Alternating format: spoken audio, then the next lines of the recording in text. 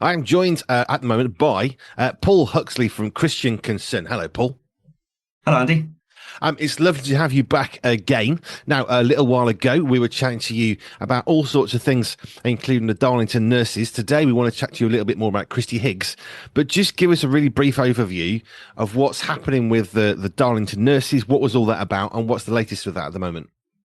So the Darlington Nurses is a group of nurses led by four of them publicly, who are who have had an issue at the hospital that they work at, where they wanted to use their changing space, but there was a man who believes himself to be a woman who was using that space and being quite inappropriate, from what we can tell in that space. And now the issue is, even publicly, some of these nurses have had bad experiences in the past with men and kind of and sexual assault of sorts, and so they particularly don't want that space to be taken over by someone who is acting inappropriately in that way, and so they wanted to say, look, we want to have our single sex space where we're safe to change and not have this kind of behaviour. But the hospital trust kept on saying, no, you've got to be re-educated. You've got to allow this, and so on. So they're standing up for that safety. Those safe sex spaces, and they've got a legal challenge along those lines, but they're also speaking to various politicians as a petition to support them, and so on. So they're standing up for that. It's good. We were just saying this before we started chatting that being a Christian, there is a cost to having a faith, which is why in the Bible it says we need to weigh out carefully. It's not just something you jump into. It is an amazing life to follow Jesus Christ, but there is a cost to that. And at some point, we are going to have to stand up if our faith matters to us at all, which is leading us on, I think, into what Kristie Higgs has done. So, Kristie Higgs, she's been in the news. Just give us an overview, because this goes back quite a long way. And there's now been, from my own perspective, something that's actually happened, which has, hopefully for her, concluded some of that journey. Yeah, absolutely. So back in 2018, she was working as a pastoral assistant at one school. But she saw, this was at the time when there was a lot of talk in the media about a new change that was being made to relationships and sex education, where that was being made compulsory by law. And some of the materials that were being used in this kind of context were inappropriate, certainly as far as Christians are concerned, were inappropriate for young children to be using, to be accessing. And one of those programs that was being used at the school, that not where Kristie worked, but where her children went to, which was a Church of England school, as in the school that her children went to was a Church of England school, and they were using some materials called the No Outsiders program, and some of the recommended books on that really taught transgender ideology type stuff. You know, you can become the opposite thing to what you are. Red crayon can become blue crayon. These sorts of things. So it's subtly kind of weaving in those themes when they're teaching really young children. And she didn't like this, and she wanted to say something about it. So she shared one petition about compulsory relationships and sex education on her Facebook wall to her friends. And she also shared one other article that went into this red crayon, blue crayon book and what the problems with that were. And so she simply did that. And then one of her Facebook friends reported her to her school and said, I can't believe that someone like this is working at the school. And there was a really intense disciplinary. This is back in just before Christmas 2018. And she lost her job, and she's been fighting to rectify that with the help of the Christian Legal Centre ever since. 6 years of fighting. I know that's not 6 years of every single day doing something, but that's a long time. It's a long process, because you can never really relax, can you? Because you get through one thing knowing it's maybe going to go somewhere else, and you've got to prepare for that, and you never really switch off. And if somebody who is ostensibly one of your friends is now reporting you for having an opinion, it can be really, really sort of it's troubling, isn't it? Yeah, I mean, and this case was really. It seemed particularly strong because this was just a friend's. It wasn't, say, a Twitter post where it could be kind of seen by absolutely anyone. It was really just meant for her friends who would understand her, who know her well enough, hopefully, to know that she wasn't someone who's horrible and kind of saying horrible things about people and treating people badly. She's a Christian. She's a very genuine Christian, very gentle, really. And that's just not who she is. But nevertheless, the school saw fit to say, well, they could have argued later in court that, well, yes, it's just on Facebook, but anyone can take a screenshot of it and then share it anywhere. And, the reputation of the school can be harmed and all these sorts of things. People will think that the school agrees with her on this, these sorts of claims, which I think are quite clearly wrong. But that's the kind of thing that they were saying, why it particularly seemed to be unfair to Kristie. It's an interesting one, though, because whether you agree with her opinion and her perspective or not, to me personally, is a completely irrelevant. It's a moot point.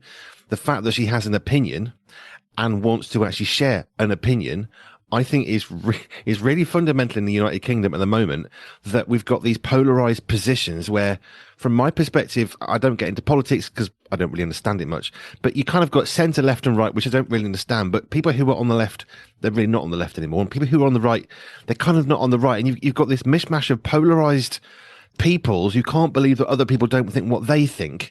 But actually, the ability to express what we think is not just about freedom of speech. It's not just about my rights. It's about, if we want a civilized society, the ability to actually have an opinion which somebody doesn't have and be able to express that opinion freely is such, for me personally, such an intrinsically important part of any good society where we want to get on with each other. Well, some people definitely say that that the importance of freedom of speech is that you have your battle over words rather than actually having battles and actually fighting in physically, that you're able to resolve things and kind of try and work things through, because you're actually talking with people about what they genuinely believe. And of course, if you have a situation where in the main places where people kind of express those views, we don't go down to the town square and stand on boxes very often. I mean, some street preachers do, and that's fantastic. But not many people kind of go out there and have a marketplace of ideas in the literal sense. People go on social media, and that's where they are able to share their views on things and say, well, I think this is a good idea. This is bad. I'm going to change my profile picture to support this cause. I'm going to do this. And that's where people share their ideas. So if you can't post what you really believe in those kind of places, with even to a small number of people who are your friends, without that coming back to your workplace and your workplace deciding that's not what we stand for, therefore we're allowed to fire you. That just chills the whole free speech, and everyone's going to start going, well, what can I really say on social media? What, am I only allowed to just share little jokes or kind of memes, whatever? Am I only able to say things that don't even matter to me? Like your opinion on the traitors or something, if you're only able to say those things, then where are you actually ever going to say the things that matter the most to you? I was thinking about our own UK parliamentary system. We have the House of Commons. You have, at the moment, you've got the Labour who are in power. You've got Conservatives who are the next biggest majority. Therefore, they are kind of the shadow government. They're supposed to oppose each other, not needlessly, we hope, but they're supposed to challenge each other. And I think I actually quite like the basis of that.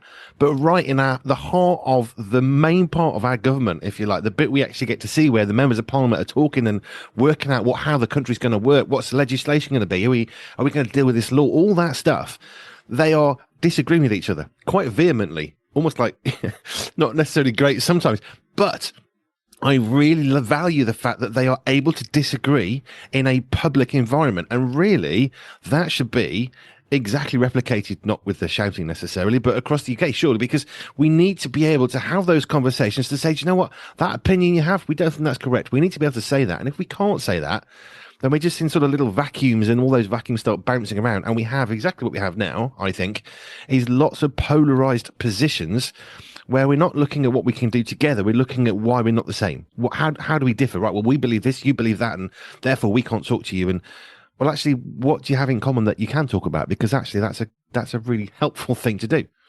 Well, I mean, there we have the problem with technology, in a sense, because when you go onto any social media site, whatever you like, I don't know, Instagram, Facebook, TikTok, YouTube, whatever you actually can spend your time on, that is showing you the things that it thinks you're going to like, that you're going to react to, that you're going to watch, and that it can serve you adverts on. So everyone is getting their own tailor-made experience the whole time. And so when these algorithms that decide what posts to show you on these various platforms, when those are thinking about what they're going to show you, then they're going to show you the stuff that you like. And so you're going to get a sense quickly that the stuff you like is all that's out there. And so you're going to have your opinions reinforced, virtually whatever they are. So you're going to naturally cluster around a bunch of people over here who believe one thing, and then people over here who think that everyone believes what they think, and they think something totally different to these people. So that is one of the huge problems that we have at the moment, because we can't really speak to each other, and have these kind of conversations. And it's interesting you say about the House of Commons, because there are obviously some very strict rules and protocols about exactly how people speak in that forum. For example, you're not allowed to call someone a liar. You have to say they're economical with the truth and things like this if you're trying to say that. So there are actually some very strict rules on that. But you're right in the sense, definitely, that we need these spaces and this ability to talk to each other, and that's eventually what Kristie's case hopefully will have achieved. I definitely want to come back to more to Kristie's case, but because that's the point of why you're here today. But I just think it's interesting to talk about some of effectively how she got into trouble, because how she got into trouble is by having an opinion and actually saying, I think this, which she's absolutely entitled to do. And the case has borne that out. But I think that the point about algorithms is probably something people don't really comprehend, because social media, I read somebody said, if you're watching this on Instagram, then specifically you're going to be getting to see the stuff that you're interacting with. It'll show you more of that. And I thought, no, actually that's not how it works at all. What do we want to show people today? We're going to show them this, because I can go through Instagram, because I'm on loads of social media channels. I'm thinking, I have absolutely no interest in this whatsoever. And as soon as you pause just a moment to move your thumb, he's interested. And then you get loads of that stuff. And I'm thinking, but I don't care about this. And this is the problem about algorithms. It is artificial intelligence is not as intelligent as the title might suggest. It is somebody, a programmer somewhere, who's making it react in a certain way. We saw that when AI first came out, and there were certain things that AI would not tell you about. Well, why is that? Because somebody's programmed it not to tell you. So it's not as intelligent as we want to believe it could be, or as beneficial. But I was just thinking about how some people I really respect will buy the Guardian newspaper one day, the Telegraph, the Telegram, the Daily Express. They'll buy all the different papers from different political spheres, because they don't just want to read one person's opinion. And I think most of us would probably understand if you buy the Guardian, you're probably more socialist leaning. You probably agree with some of the stuff they say. And I bought the Guardian, but I also buy papers on the opposite end of the spectrum when I can read a paper, because I don't just want to read one paper, because I don't really sort of affiliate to any particular political spectrum. Therefore, I want to have a cross section. The problem with Facebook, like you said, is Instagram, TikTok, whichever, is that we end up seeing a very computer generated version of what we think. We see CGI in films. Well, it's kind of the same thing on the socials. We're not seeing the truth. We're seeing a portion of the truth that someone's allowing us to see. Well, maybe we should have a discussion about the film The Matrix one day, because that's almost talking about this exact issue, because it's going back to some postmodern philosophers and these sorts of things, who are making exactly that point. We're not interacting with the world itself, but we're interacting with a version of the world, a very narrow version of the world, which is exactly what algorithms are feeding us nowadays. That's a chat I would love to have another time. Right. Good film. Right. Let's go back to Kristie Higgs. So just 2018, I didn't know it was I thought it was 2019. I mean, it's splitting hairs, but this is a big part of Kristie's life where she's standing, not intentionally, but she's standing for the Christians in the UK. It's probably not where she thought, I'll put this Facebook out and then I'll have this. I seriously doubt that was her intention. She probably just had her thought, I'll share this. We've all done that. So she gets sacked from her job, and then there's this huge sort of set of court cases, especially for others who are listening. So when you get sacked in the UK, what's the kind of legal steps? Because it's not just you're sacked. There's places that then you can appeal. So how do the stages of this work? So normally there'll be some internal disciplinary process that your employer will have. So particularly, if you're working for a school or public authority of some kind, then you're almost certainly going to have quite detailed processes for that kind of thing. If you're working in like a tiny cafe, it's just three of you, then probably not going to be quite as meticulous. So you have that whole process, but then at the end of that, then you can be dismissed, depending on what your employer says, and whatever they say essentially goes at that point. But the way you can challenge whether that was a fair dismissal or not, or whether you've been treated badly in any other way, is you take your employer to an employment tribunal, which is a sort of court, where you argue your case and you say, well, I've been mistreated in this way, I've been unfairly dismissed. There are various different claims you can make about harassment and these sorts of things. And so you start to challenge the behaviour there, and then that goes up through various courts, where each one can challenge the last one's decision, essentially. Am I right? Am I misremembering this? Was one of those courts, was the panel had to be switched because there was, let's just call it political bias? Or am I misremembering? Yes, no, there were two recusals in this case. So at the employment tribunal, this is exactly what happened to Kristie. She was fired, and then she went to the employment tribunal with our help at the Christian Legal Centre. So at the employment tribunal, they said, no, it's all fine. It's fine that you've dismissed her in that way. So then we appealed up to the Employment Appeal Tribunal, which is the next stage up. At that level, then there were two recusals, if I remember correctly, where two different people who were sitting on the panel that decides on that had quite strong had quite strong links to some of the sort of ideology stuff that Kristie had posted about. Trans ideology links with these sorts of organisations and campaigning on these sorts of things. In these employment appeal tribunals, you have one actual judge, and then you have two other members who are normally someone from a union of some kind, and someone who works in business of some kind. And so these people on the outside, on the edge of the whole situation, those are the people who may have had bias to hear her case. So we had to apply in these cases to say, well, this isn't right that this person is hearing this person's case, because we know that they're quite ideologically against what she stands for. So we need to find some other members. So that happened twice, which is remarkable, because this does not happen very often in legal cases. And it keeps seeming to come up in our cases that there are these sorts of people on these cases. And that's partly what's delayed all of this, because sometimes they've gone, okay, well, we need to find some other people to come and hear this case. So that's part of the reason why it's taken so long. It was that she was dismissed in 2018, but then the legal challenge started in 2019, and then you had COVID and all these kinds of things since then. So that's why it's taken so long. But eventually, through the twists and turns of the British approaches to law and legal stuff, then she gets to what was the final step? Because was it the Supreme Court or the High Court? These names they get lost in my head. In this case, it's a very complicated legal system. But after the Employment Appeal Tribunal comes, the Court of Appeal, and then so we're at the Court of Appeal, and then above the Court of Appeal is only the Supreme Court. So that's the top body in England and Wales, is the Supreme Court. So we are just one stage below that at the Court of Appeal, where we helped Kristie win her case, essentially, to spoil the answer, the ending. You sort of spoiled it already, but so last week she had the judgment in her case, which was supportive to her from the Court of Appeal. So she wins that case. What then happens next for her? So she's been through this. I mean, roller coaster is probably not even close to what she's had to go through with her family, her friends.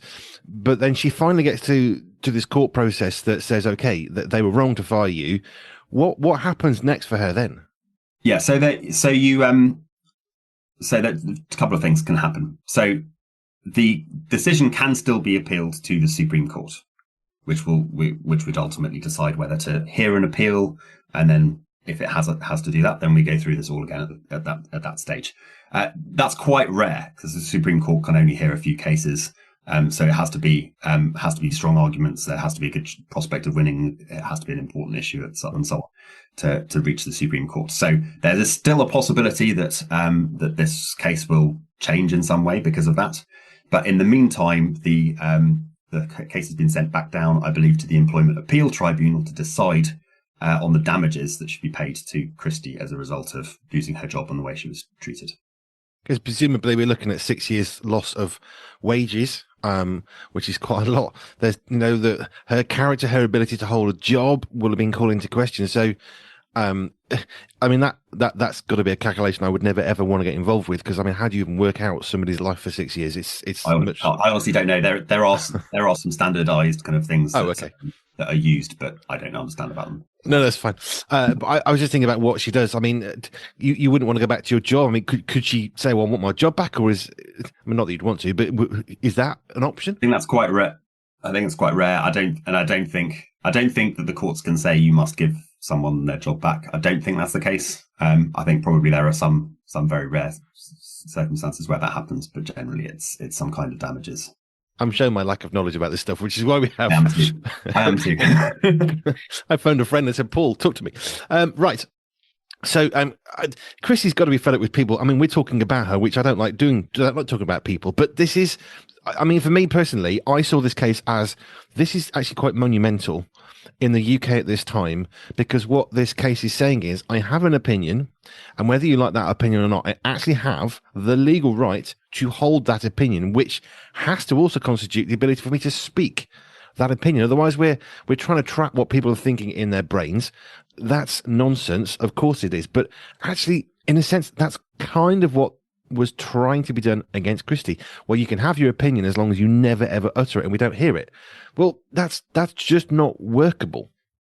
Yeah, so it's very complicated, the law on this, but I'll give you a quick kind of explanation as far as I understand it. You have a right to believe pretty much whatever you want to believe, as long as it stays in your head. That is a complete right as far as the European Convention on Human Rights is concerned, these sorts of things. When you want to express your freedom, that belief, then there are certain tests that can be put on it, because if you're saying something seditious, let's say, I want to overthrow the government in some way, then there will sometimes be reasons for public order why that has to be restricted. If we're advocating for violence, this kind of thing, for example, shouting fire in a crowded theatre, this sort of thing, you can't just do that. So they're very so there are a bunch of ways in which it can be restricted. Now, Christian beliefs that meet certain criteria called Granger criteria and are serious enough to actually warrant protection are important. And they aren't genuinely extreme.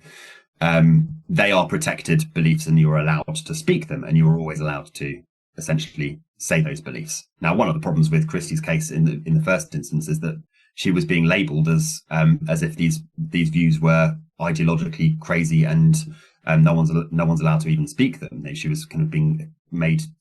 The school was saying that she was like a neo-Nazi, like genuinely, absolutely crazy for this. So Kristie had protected beliefs as well. So then it came on to, she's got these beliefs, she's allowed to express them, but is she allowed to express them in this particular way? And this is where lots of these free speech cases go, because lots of employers want to say, no, it's not about the fact that you shared your beliefs, it's the way you shared them that's the problem.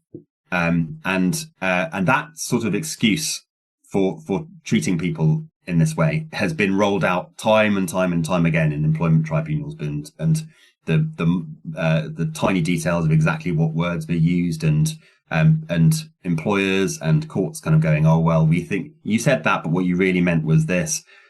People want to turn it all into it's only about what the way that someone said something, and that was inappropriate. And so what this judgment has done is actually given some much clearer guidelines in terms of where that excuse can really be used, and what the law is on those sort of situations.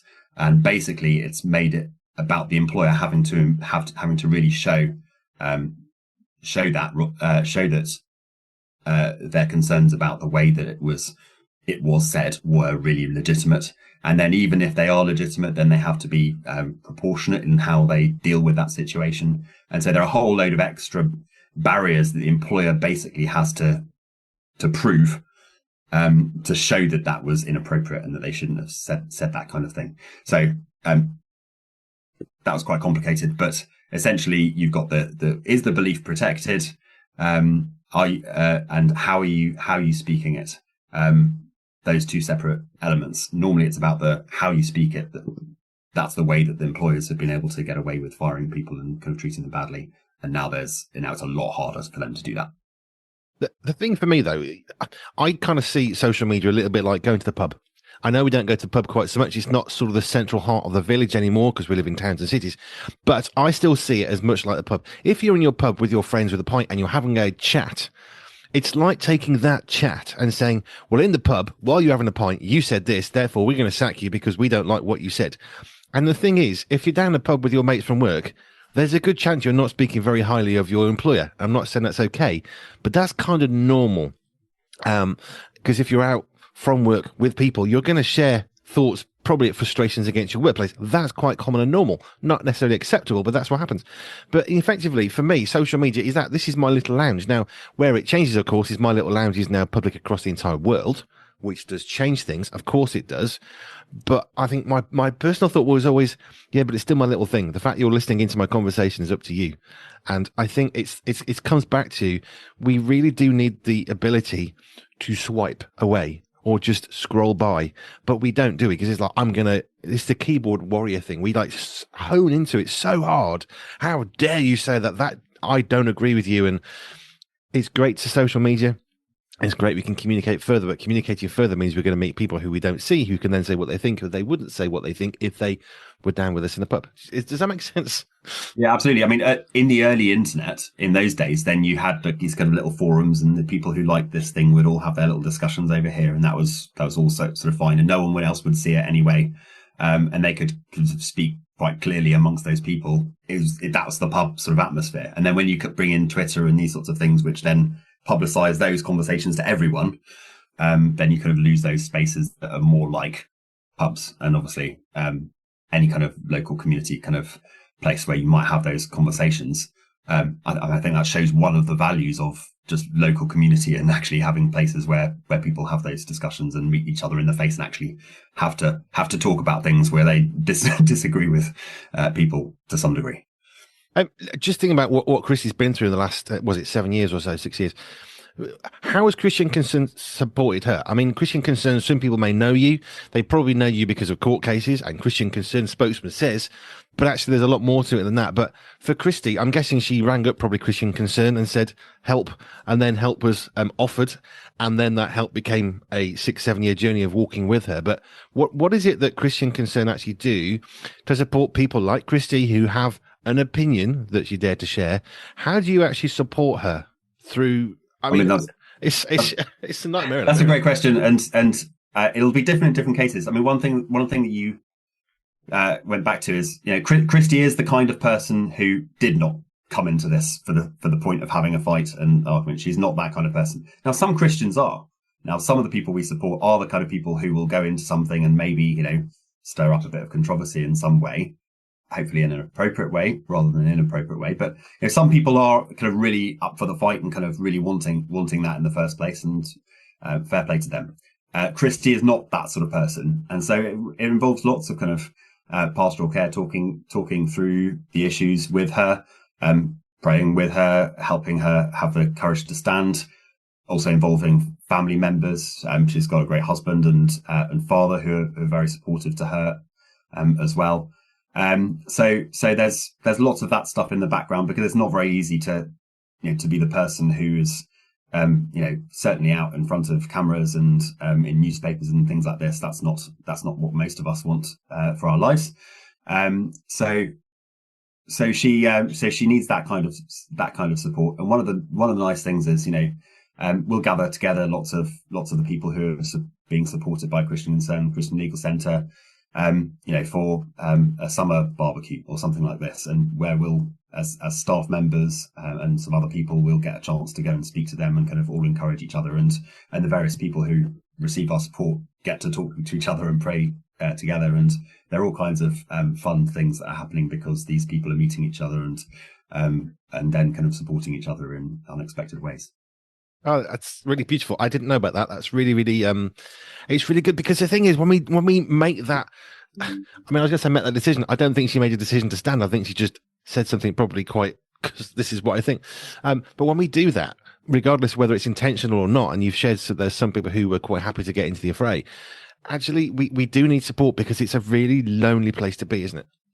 Absolutely. Sorry, my thing's beeping all over the place. Just beeping all over the place at me. Um, uh, what was your question again? No, I was just thinking for what Christie's went through, whether, like you said, they've thought, I'm going to go and state the truth regardless, or someone like Christie who's just got a thought. You know, it's a really scary place to be. And what we always find as Christians is that the enemy always wants to make us feel isolated, ostracized, alone, completely unique. Nobody has a clue. But actually, that barbecue, I mean, that's got to be such a source of comfort and strength that, oh, there are other people who are trying to do the right thing for God as well. Yeah, absolutely. And one of the things, you mentioned that it's hard. It's hard to go through this, and it's certainly one of the problems with this whole situation has been that it's 2018 to this time, and it's still not even completely finished by any means, because it could go to the Supreme Court, and if it does, then how much more time is it going to take then? So one of the issues is justice delayed is justice denied, in that you're just hanging, part of your life is kind of hanging over you all of this time.